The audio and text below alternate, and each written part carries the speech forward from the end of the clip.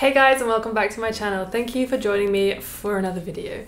I'm excited because today we're going to be talking about my January favourites. I know we're halfway through February already, but better late than never. Hey? And I'm finally talking about my book challenge. So I'm doing a book challenge where I'm reading a book a week at least for an entire year, and it is going well. I finally managed to get into a good routine with it, and I thought I would talk to you about the 5 books that I read in January, along with some other things I've been enjoying this January. But these are all things that I basically already owned and really loving again. I'm not about to talk to you about a whole bunch of new shit that I bought that will encourage you to go and buy stuff yourself. It's more about sharing with you stuff that I have found again, that I use regularly, etc. And also to talk to you about 2 companies that I think are doing really interesting things, not sponsored, so I can give you my real opinions, which is always fun, isn't it? So grab a cup of tea and let's get straight into this video. Okay, this video will be a long one, so I'm going to put chapters in the description below. Because the reading book stuff are going to take the longest to talk about, I'm going to start with the things, except they are things, that I have been enjoying this month and that I really, really like, and to tell you a little bit of a story about. So the first thing is my book, my journal, or Imi's ideas, that you can see. So I am really liking this because I bought this maybe in September because I watched loads of Amanda Rach Lee's videos and was like, hey, I want a bullet journal. And then I bought it, and did I use it? I got as far as writing Imi's ideas on the front, incredibly messily, and ruined the book. And I also wrote, I think in the front, yes, my name and where I live. And that is it. And as like all normal trends, I got bored and I put it away. But I just finished my journal, and that I kind of like write everything in because I find it really hard to write on the computer, etc. Whatever, anyway, regardless. I finished it and I was thinking, oh, I really need to buy another one, but I thought old Imi would have bought a million of them and just put them somewhere and only used like a couple of pages or whatever. So I searched through all my stuff, and of course I found one. I really like this because it's dotted, but I don't use it like a bullet journal. I literally just use it to write my to-do list or to write any video plans or any stuff that I have to get done. And it's just a really great way for me to write down all of my ideas.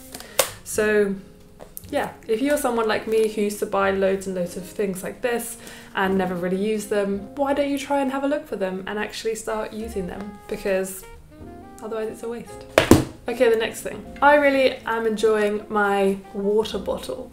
I really like this one because it's double walled, and because it's been so cold, I've been enjoying hot things in here without burning and scalding my hands. I really like this because I can put a lot of tea in it as well.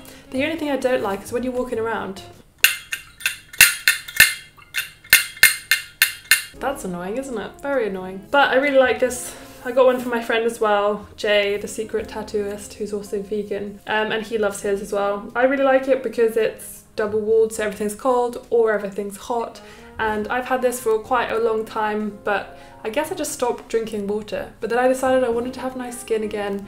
I wanted to just be a bit better at being healthy in terms of water, so I started using this again. So it's not new, I've had it for like maybe 7 months, I think. But yeah, in the age to start drinking more water, I have re-found this and started to use this again. So if you have any water bottles that you've stopped using, go and find them and start using them again. The next thing I want to share with you that has been a favourite of mine is an idea rather than necessarily a thing. So if you don't know who Sabs is from Sustainable Sabs, she is one of my pals, and she is a New York influencer, and this is her idea, so I'm not taking any credit for it, but it's one of my things that I have been really enjoying the idea of. So for those of you who like hot beverages but don't wish to go out and buy a reusable cup, fair enough. This is a start of mine. If you are someone who gets lots of rubber bands, then this could be a great use for you. So instead of going out, she uses a mason jar, and she has put rubber bands that she's used around it to protect her hands from the heat, and she can then use it as a coffee cup, and she uses it all the time, so I'm assuming that it's really great. I'm obviously not going to go out and buy rubber bands, so I'm simply waiting and collecting the ones that I simply can't refuse or somehow end up in my possession, not sure how. And I'm starting to make a coffee cup. Obviously I don't need one, but I just thought it was such a great idea and I really wanted to share it with you, just in case, you know, because obviously going out and buying stuff, one, isn't very low waste, but also is money. And what if you hate it? So why don't you give this a go? I will put Sabs' details, you can go and check out her and ask her the full details of how she did it, but honestly it's just a mason jar and some rubber bands. The next thing is a company. So Sabs actually works for a company called the Wally Shop, and it is a zero waste delivery grocery service in New York City. So for all my New York dwellers, if you haven't heard of it, you need to get to know it because it's such a fantastic idea, and I wanted to share it with you because what they're doing is amazing, and I want you to know about the amazing kind of zero waste companies out there who are doing good. So the Wally Shop is, I think it's just the Wally Shop on Instagram, but I'll put links everywhere. Go and check out their website and their Instagram if you live in New York City, and you would, I think they're only delivering to Brooklyn currently, but they're hoping to expand to Manhattan soon. So if you do live in Brooklyn and you want to give it a go and you can afford to do so, please check it out. I think it's a really great initiative. There's also another zero waste shop called Precycle, I think in Brooklyn as well, which I'll put the details of, but I just wanted to share that with you because as soon as I find out about new things, I want to share them to make sure you guys are knowing about them as well. So yeah, and what's the last one? The last one is this. You probably have no idea what this is, unless you've seen all my stories about it. So part of my job is I get hired by companies or brands to go and create videos for them, not in collaboration with them, literally for them. And this company, Gomi Design, is someone that I have been working with recently. And I've been working with them because this is made out of flexi plastic waste. How cool is that? And they're Brighton based. The guy called Tom Meads is the one who designed this, and Zero Waste Club, Powell and Rishi are the ones who collaborated with him and basically helping him to create the dream. And this is going to be a speaker, a portable speaker with Bluetooth, and it's all made from plastic waste. How cool is that? I'll put all the information. But I wanted to highlight this company because I'm making a Kickstarter video with them, which is going live at the end of this month, I think. And yeah, they're being part of the solution rather than the problem, which is epic. Okay, that is all the stuff and the companies. So let's move on to books. But first, let's read this. Read this, let's watch, let's drink this. Words are not doing well with me today. So I read 5 books this month. Again, if you don't care to hear about some of them, I will put them all in the description down below. But the 5 books that I read are, so I read Fast Food Nation first, then I read Americanah, then I read Shrill, Hunger, and then Inside the Nudge Unit. So I tried to have a variety, but it was actually quite nice that Shrill and Hunger gave me a similar but very different perspective on an issue that I'll talk about. I guess also I wanted to mention a podcast that I've been listening to more so this month because it just came out, but I wanted to mention it now because I think it's wonderful and really important. I listened to Intersectionality Matters by Kimberly Crenshaw, and Kimberly Crenshaw actually came up with the term intersectionality. So she's an incredible woman to follow and just an incredible person in general. Her podcast has just come out and I've listened to the first episode, which is amazing, so you should head over there and check it out immediately. So let's start with Fast Food Nation. Fast Food Nation was a really interesting book, and I decided that I was going to read it because my sister bought it to me for Christmas. And it's great because it's all about literally how fast food was born, and it all started with General Motors. And it's hard because at the beginning you're kind of fascinated by how these working class men who dropped out at like 14, 15, 16 from school were able to create these just incredible businesses. Obviously if you take into account what they're like now, you're like, ghastly. But if you take into consideration how amazing and entrepreneurial these really young people were when they built up these businesses, it's pretty incredible. However, not only do we find out about the birth of fast food and how it kind of intersected with the birth of the US becoming a very car-centric country. It also moves through time and talks about agriculture, how slaughterhouses were created, talking about the most widely known potato farmer and all of that kind of thing. And it takes us from the animal rights kind of like aspect to the human rights to the farmers who were completely and utterly like shat on by these massive companies,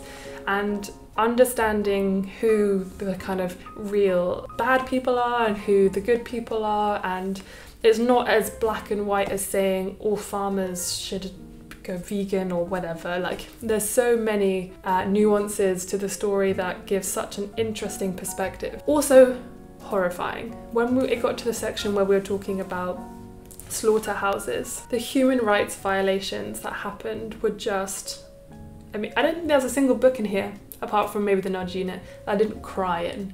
And it was really horrifying hearing the stories of these people who worked in slaughterhouses, the conditions that they worked in, why they were hired, how they basically were as disposable as the animals that they were killing. And one of the most horrific things that was in the book was someone fell into a lard machine, died, and then became lard as well.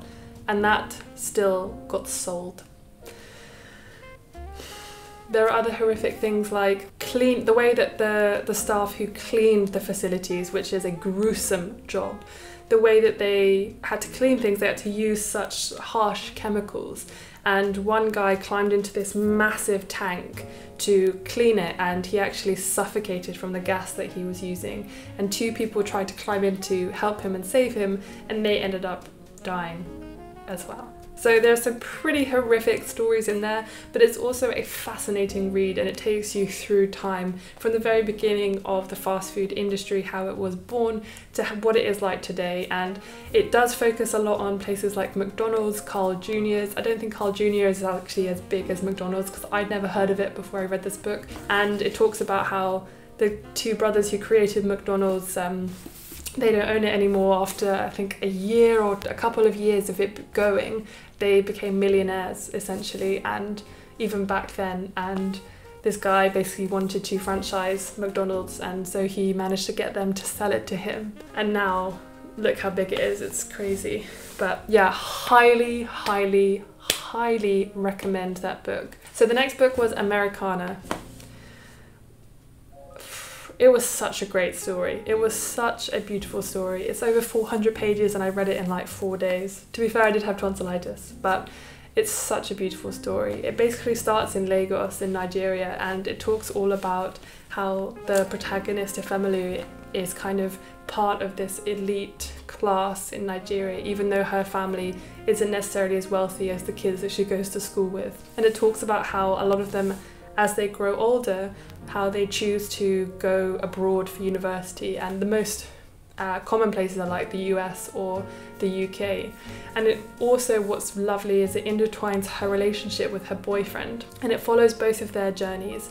And his mum is I think she's a professor, and he is part of the kind of elite as well. And it's kind of heartbreaking. Like, she never intended, I think, to move to the US, but then she got a place in university there, and she had originally gone to university with her boyfriend in Nigeria, but there were so many strikes that she felt she wasn't like kind of there. And when she moved to the US for university, she talked a lot about, or it kind of investigates her relationship as kind of being an African in America, and talks about the distinctions between African American and American African, and it's really, really interesting. It's just such an incredible story, and you learn a lot even though it's fiction, because you really feel like you are part of the story. And seeing her struggle and kind of working as a babysitter, it's just incredibly interesting. It's a beautifully written story. I'm not going to say any more because I want you to go and read it, but the ending just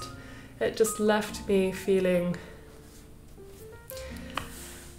loved every single page. It's a real page turner, it's a beautiful story, and it's incredibly educational as well. Okay, the next one is very, very different. It's called Shrill by Lindy West, and again, this was something that my sister recommended that I read, and she said it's a book, but it's kind of also I guess, a collection of essays. I read it on my Kindle, so I'm not quite sure what it actually looks like, but she's a comedian and she's she used to be a big part of comedy, and she used to spend a lot of time writing about comedy. And in her words, it's kind of a discussion about her and her body and moving through the world as a fat person, or a fat woman, sorry, her words, not mine, of course.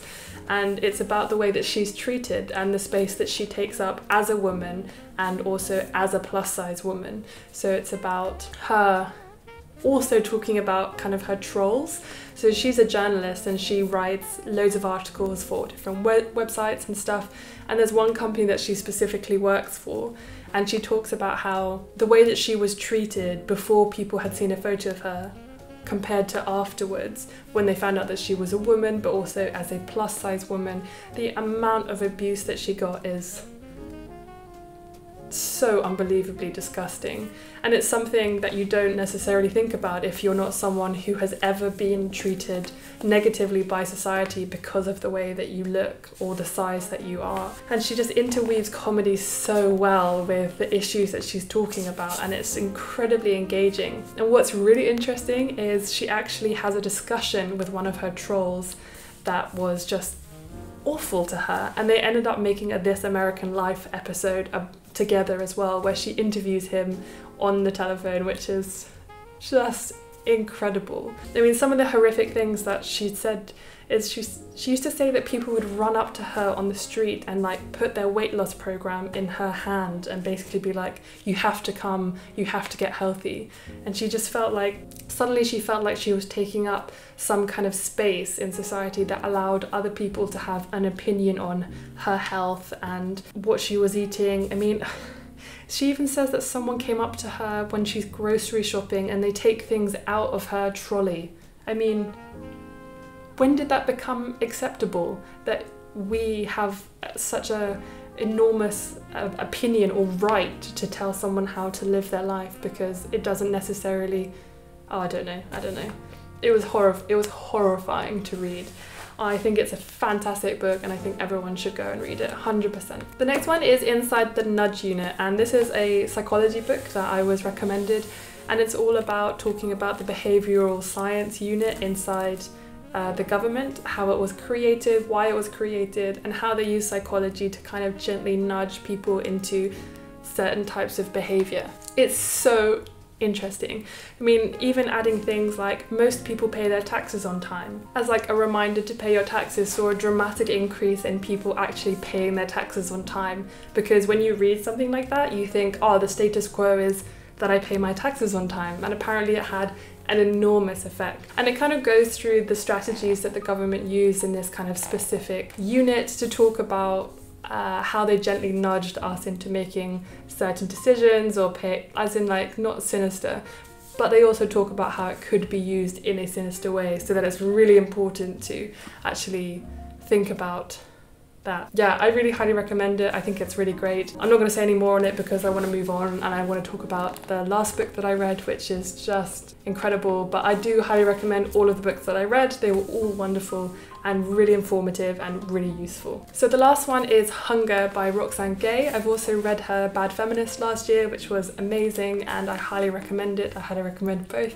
So Hunger is quite similar to Lindy West in terms of Roxane talks about herself as being a fat woman and how she's treated by society, but she also talks about the reason why she put on so much weight as a really young teenager.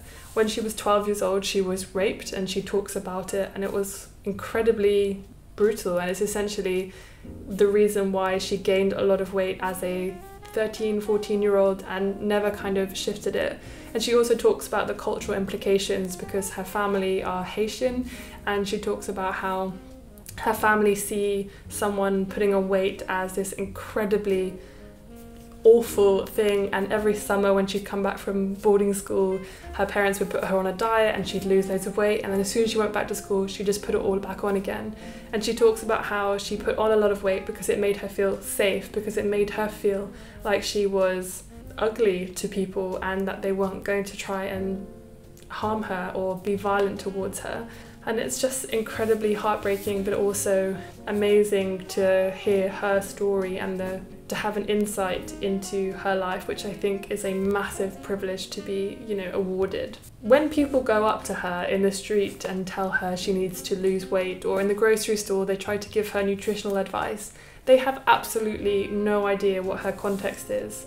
And I think not that they deserve to know at all, but it can be incredibly harmful, and it is harmful, and it's also none of your business to go up and tell people how to live their life. That is really upsetting and really frustrating when you're reading this, understanding how other people, like, I can't believe people would go up to someone and say something like that. It's just so out of order, it's rude, and it's disgusting, to be honest. But I think you should all go and read the book yourself and see. It's just a fabulous, fabulous read. It's heartbreaking, but it's very readable. Roxane Gay is incredibly intelligent, and I really, really, really, really recommend it. Wow, that's a long video. I hope you enjoyed it. If you only wanted to see the stuff at the beginning, I hope you just watched that. If you stuck to the end, thank you. I hope you found it useful. Again, I'll be doing one of these every month, but hopefully I will be making them on time instead of a little bit late. But I think next month I probably will just do a February favourites book, because this video did get really, really, really long. So I just want to thank you again for watching the video. I hope your tea didn't go cold like mine has. And I will see you very, very, very soon. Thank you so much for watching. I really appreciate it. I will see you soon. Bye.